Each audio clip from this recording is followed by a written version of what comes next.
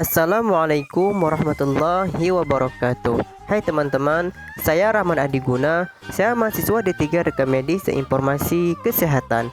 Pada kesempatan kali ini, saya ingin memaparkan sedikit terkait masalah sensus harian rawat inap. Tapi sebelumnya, saya ucapkan terima kasih kepada dosen pengampu saya yang terhormat Bapak Diko Zuhriano Yasli, Sarjana Kesehatan Masyarakat, Magister Kesehatan. Nah, apa sih sensus harian rawat inap? Sensus harian rawat inap adalah kegiatan pencacahan atau perhitungan pasien rawat inap yang dilakukan setiap hari pada suatu ruang rawat inap yang berisi mutasi keluar masuk pasien selama 24 jam. Kemudian, tujuan sensus rawat inap. Tujuan sensus rawat inap adalah untuk memperoleh informasi pasien yang keluar masuk dan keluar rumah sakit selama 24 jam. Kemudian kita masuk kegunaan sensus harian rawat inap. Sebenarnya banyak sih kegunaan daripada sensus harian rawat inap. Tapi pada kesempatan kali ini saya hanya memaparkan 3 daripada kegunaan utama dari sensus harian rawat inap. Yang pertama, untuk mengetahui jumlah pasien masuk, keluar rumah sakit, dan meninggal di rumah sakit.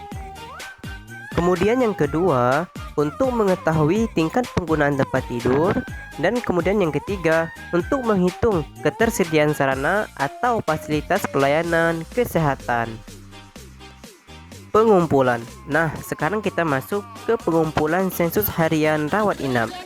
Pengumpulan sensus harian rawat inap itu terbagi menjadi 2. Yang pertama, sistem manual, dan yang kedua, sistem komputerisasi. Apa sih sistem manual? Sistem manual yaitu dengan mengisi formulir yang telah disediakan, sedangkan sistem komputerisasi yakni dengan mengentri ke dalam komputer yang mencakup semua data pasien.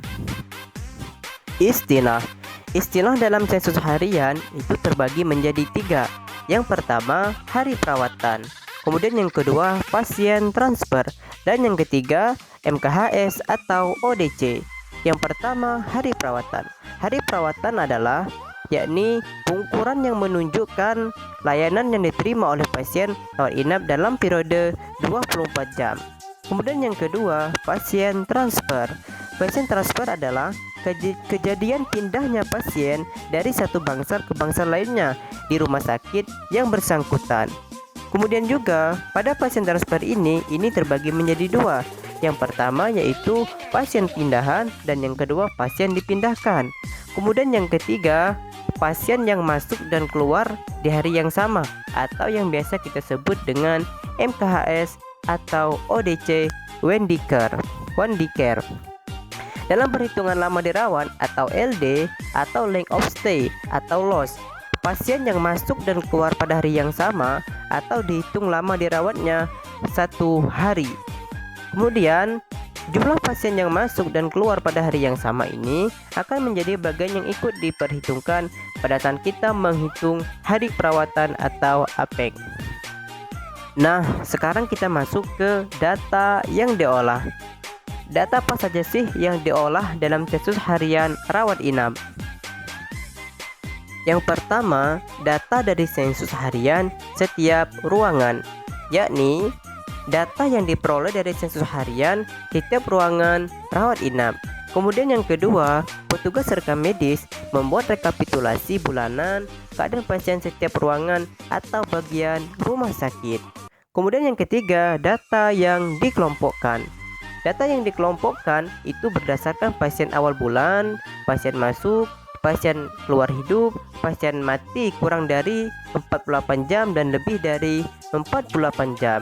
Jumlah lama rawat, kemudian juga pasien akhir atau triwulan, dan jumlah hari perawatan.